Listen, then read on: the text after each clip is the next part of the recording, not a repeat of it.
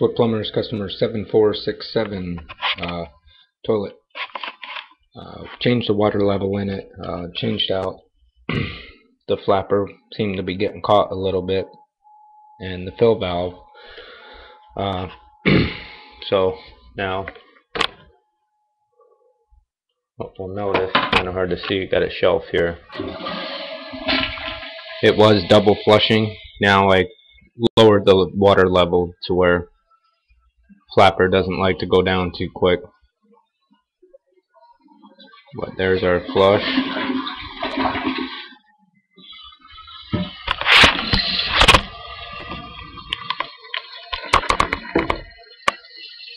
And then our inside.